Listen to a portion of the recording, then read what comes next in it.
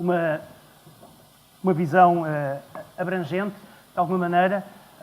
Agora vamos poder ter um contraponto com aquilo que é a atualidade em Portugal do financiamento da saúde. Chamo agora o próximo orador, Ricardo Mestre, da Administração Central do Sistema de Saúde.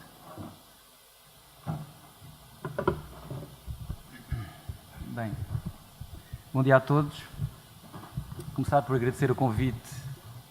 que a APA endereçou à Administração Central do Sistema de Saúde, à ACSS, a mim em particular. É sempre um prazer e um gosto poder participar nestes fóruns e não só sair mais rico com aquilo que aqui partilhamos, mas também ter a oportunidade de partilhar aquilo que vamos fazendo, cumprimentar todos.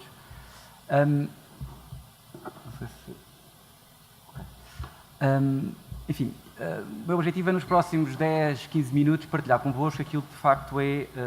o estado da arte que neste momento estamos a implementar em Portugal relacionado com as questões do financiamento do sistema de saúde. Esta altura é uma boa altura para o fazer porque está a chegar ao fim uma das principais etapas deste processo, que é de facto o estabelecimento em termos de Orçamento de Estado daquilo que são as dotações financeiras e as grandes orientações para a política de saúde do próximo ano. Está, como sabem, na Assembleia da República a ser efetuada a negociação do Orçamento de Estado para o próximo ano. Portanto, neste momento estamos na fase de lançar aquilo que é o financiamento, a contratualização do próximo ano de 2019. O ano de 2019 é, do ponto de vista da contratualização, um ano de consolidação. Nós temos vindo nos últimos 2 anos a fazer o terceiro ano em 2019 no âmbito de um processo trianual de contratualização dos vários níveis de cuidados e, portanto, aquilo que nos próximos dias sairá e será publicado é as orientações do terceiro ano deste triênio que tem a ver com o ano 2019. O documento que a ACSS habitualmente publica consolida tudo aquilo que são as orientações para o financiamento do Serviço Nacional de Saúde do ano seguinte, desde os cuidados de saúde primários, passando pelos hospitais, passando também pelas unidades locais de saúde, que têm uma perspectiva, como sabemos, integrada, e passando também pela Rede Nacional de Cuidados Continuados Integrados, onde no próximo ano teremos uma evolução naquilo que é a forma de relacionamento entre os financiadores e os prestadores de cuidados, porque teremos a oportunidade de negociar um conjunto de objetivos assistenciais no âmbito do processo de contratualização e, portanto, este documento traduz de alguma forma aquilo que são as políticas para o Serviço Nacional de Saúde, que vão desde o foco no utente, que aqui já se falou, até aquilo que é o reforço das políticas relacionadas com a promoção da saúde, com a prevenção da doença, com o diagnóstico precoce, com a aposta nos cuidados preventivos, com a governação clínica e de saúde, com aquilo que é também a valorização do acesso, da qualidade, da eficiência, da sustentabilidade, com aquilo que é também a aposta do sistema de reforço da presença na comunidade e essencialmente no domicílio e naquilo que é o seio das famílias e dos locais onde nós, cidadãos, desenvolvemos a nossa vida. E, portanto, desse ponto de vista, este conjunto de orientações de política de saúde são traduzidas, ou tentam ser traduzidas, naquilo que é os modelos de financiamento implementados no nosso país. Eu iria focar um pouco mais aquilo que é a perspectiva hospitalar, sabendo e reforçando que claramente há uma perspectiva de integração de cuidados que tenta passar sobre todo o modelo de financiamento e de contratualização, mas olhando aqui para a questão específica, ou mais específica, dos hospitais, partilhar convosco uma visão que pretendemos que seja a que resume as várias modalidades de pagamento que estão implementadas no nosso país para pagamento da prestação de cuidados e que tentam, de alguma forma, ir ao encontro daquilo que são as especificidades relacionadas com esses modelos de prestação de cuidados. Um conjunto de modalidades de pagamento mais direcionadas para o pagamento daquilo que são as situações de doença aguda, modalidades de pagamento mais relacionadas com as situações de urgência e de emergência, mais relacionadas com a gestão da doença crónica, mais relacionadas também com aquilo que são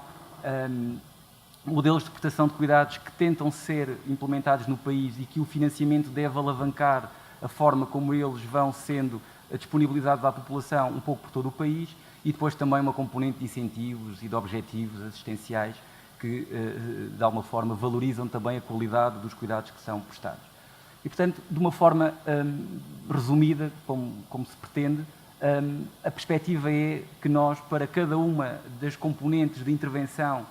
neste caso dos hospitais, tenhamos modalidades de pagamento ajustadas àquilo que se pretende que seja o objetivo específico dessa prestação de cuidados, na perspectiva que o somatório de todas estas modalidades de pagamento específicas, no seu todo, dê uma perspectiva robusta e integrada daquilo que se espera que seja a resposta do Serviço Nacional de Saúde à população. E, portanto, vamos encontrar ao longo de todo o modelo de financiamento modalidades de pagamento mais baseadas na produção, GDH, já aqui foram referidos os DRGs, portanto, os GDHs que ainda continuamos a ter parte do financiamento hospitalar associado, por exemplo, ao pagamento de GDHs, ao pagamento de consultas, ao volume de sessões de hospital de dia. Continuamos ainda a ter uma parte do nosso financiamento associada a esta área porque achamos que ainda é necessário continuar a incentivar a atividade, e vamos já ver no caso específico das consultas e do livre acesso e circulação de utentes. Temos vindo também a alterar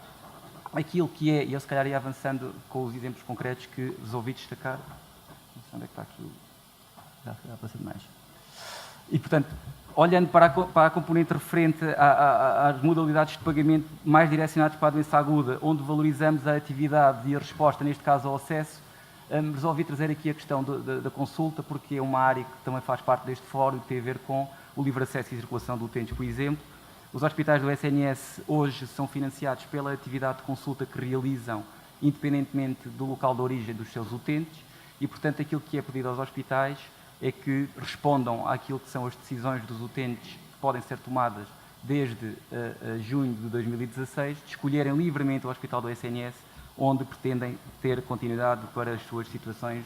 de saúde. E, desse ponto de vista, os hospitais têm um incentivo de que essa atividade, obviamente, lhe é remunerada, e lhe é remunerada de forma acrescida, com uma majoração que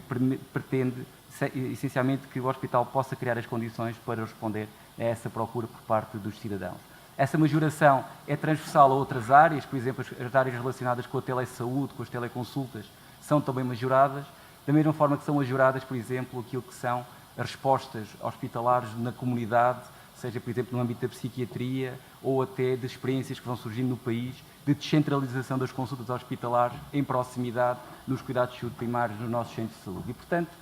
a ideia aqui, nesta modalidade de pagamento, é incentivar a atividade, porque ela pretende responder àquilo que é a procura por parte dos cidadãos e aquilo que é a melhoria do acesso, neste caso concreto, das consultas. Poderíamos falar de outras, resolvi trazer as consultas por ser um dos objetivos deste fórum.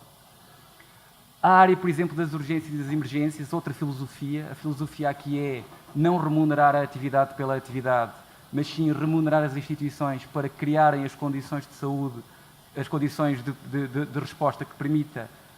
ir ao encontro da procura por parte dos cidadãos e, portanto, o que criámos em 2016, ou a partir de 2016, foi uma modalidade de pagamento que é baseada na disponibilidade do serviço que tem que ser assegurada por parte dos hospitais e que não esteja relacionada diretamente com a quantidade de atividade que é feita. E, portanto, desse ponto de vista, obviamente que se pretende passar a mensagem para os hospitais de que é importante trabalharem numa perspectiva preventiva, numa perspectiva de articulação com os cuidados primários, tentando ao máximo reduzir aquilo que é a utilização evitável dos serviços de urgência e tentar ao máximo que sejam definidos planos de acompanhamento e protocolos e processos de trabalho conjunto que evitem a agudização de doenças crónicas, por exemplo, ou que possam responder àquilo que são os desafios relacionados com os utilizadores frequentes do serviço de urgência, que todos os anos têm um grande consumo da atividade dos nossos serviços de urgência. Portanto, a mensagem é, aqui, mais uma vez, para nós parece-nos clara, que há um financiamento disponível para esta resposta e com este dinheiro o objetivo é que as instituições se articulem e que coloquem ao serviço das pessoas as respostas que mais se adequam à sua necessidade. Outra área específica tem a ver com os programas de saúde, outra área importante que temos no nosso plano, no nosso Serviço Nacional de Saúde, e aqui podemos também encontrar um conjunto de incentivos direcionados a alguns dos programas mais importantes que temos relacionados com a gestão da saúde, relacionados com a saúde materna, relacionados com, por exemplo, algumas respostas a algumas patologias, como é o caso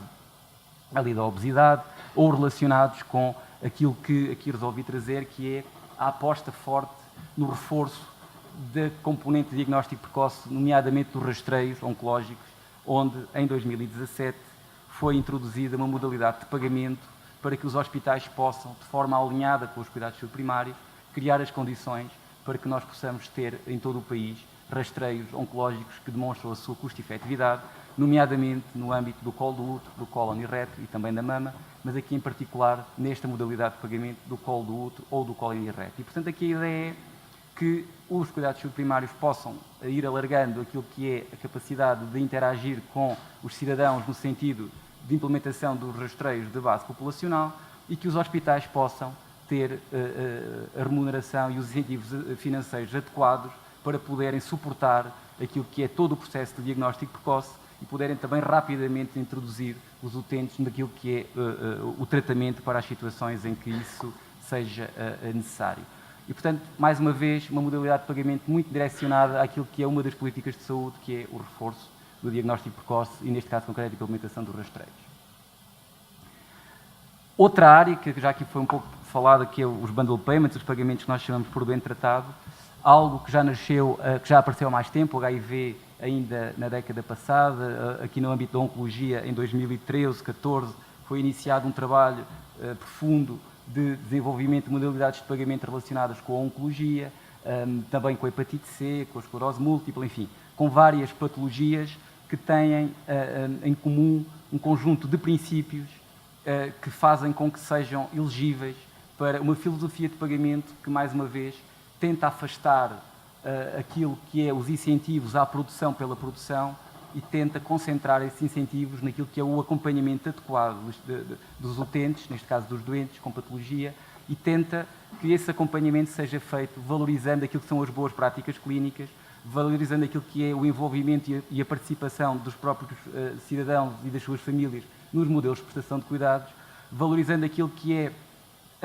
os critérios de inclusão, de exclusão, de manutenção em programa, valorizando aquilo que é a utilização da componente do medicamento no âmbito destes planos e tentando que, do ponto de vista do Estado, haja uma política clara de financiamento que valorize estas boas práticas, que articule aquilo que é a resposta adequada a estas patologias de acordo com as normas de orientação clínica, que articula aquilo que é a boa utilização do medicamento, que articula aquilo que é, efetivamente, a resposta adequada a estes cidadãos. E, portanto, este caminho tem vindo a ser feito, reforço 2008, 2009 no âmbito do HIV, 2013, 2014 começou com oncologia, hepatite C, esclerose múltipla, enfim, tem vindo a ser feito esse caminho e tem vindo a ser consolidado e aprofundado ano após ano, numa perspectiva de visão do Serviço Nacional de Saúde, que, inclusive, neste caso, vai para além dos ciclos políticos e que, portanto, nos permite ter aqui uma perspectiva consolidada e, às vezes, até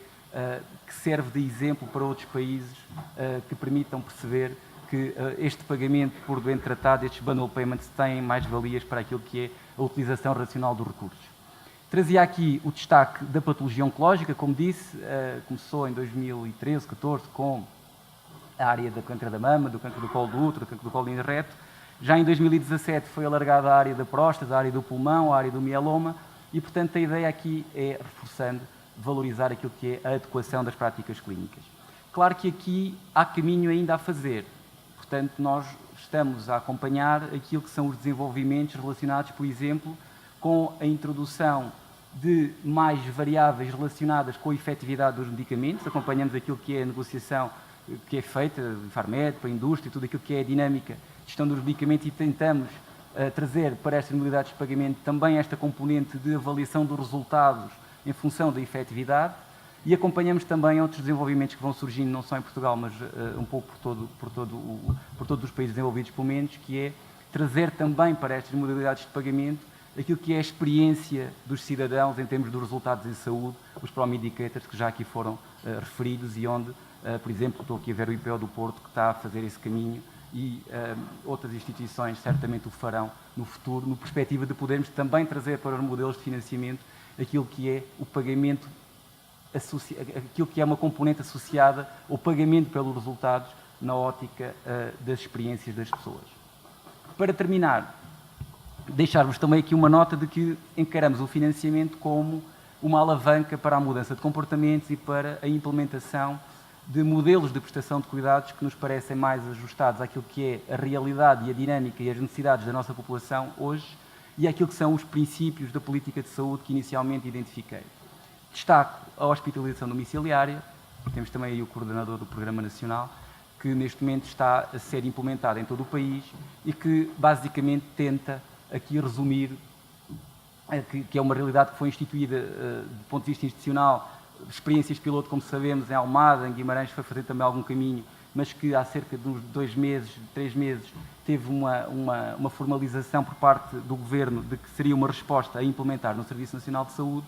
E aqui, mais uma vez, a ideia é que o financiamento crie as condições para que estas respostas possam, de facto, ser implementadas. E aí, aqui, a ideia é que nós consigamos garantir, do ponto de vista técnico, através de normas de orientação clínica que estão a ser preparadas pela Direção-Geral da Saúde, os critérios das pessoas e das situações clínicas que devem ser acompanhadas no domicílio, as condições de prestação desses cuidados no domicílio e, a partir daí, o financiamento possa ser um facilitador da implementação da solução, sendo que aqui vamos adotar um modelo que tenta, ou que irá, neste caso, remunerar a atividade feita no domicílio exatamente da mesma maneira que remuneramos a atividade feita no internamento hospitalar, sendo que daqui, para as instituições, passa claramente a mensagem de que há mais-valias em apostar então na hospitalização domiciliária, não só porque para as pessoas é melhor do ponto de vista da sua saúde, da humanização dos cuidados e daquilo que é o conforto e o retorno ao seu estado de saúde o mais rapidamente possível, ao seu estado de saúde normal o mais rapidamente possível, mas também porque é mais eficiente, porque tem menos custos e também porque, do ponto de vista até do sistema de saúde, há outros ganhos, como, por exemplo, relacionados com as infecções nosocomiais e outras. E, portanto, desse ponto de vista, mais uma vez, a perspectiva é de que o financiamento possa apoiar esta inovação e, neste caso concreto, possa cumprir um dos objetivos principais do nosso sistema de saúde, que é garantir que há um maior envolvimento das pessoas, um maior envolvimento do cidadão e uma maior participação e proximidade dos cuidados que são prestados aos nossos cidadãos. Enfim, obviamente que poderíamos densificar muitas destas matérias e outras que aqui não abordámos, fica à vossa disposição e muito obrigado.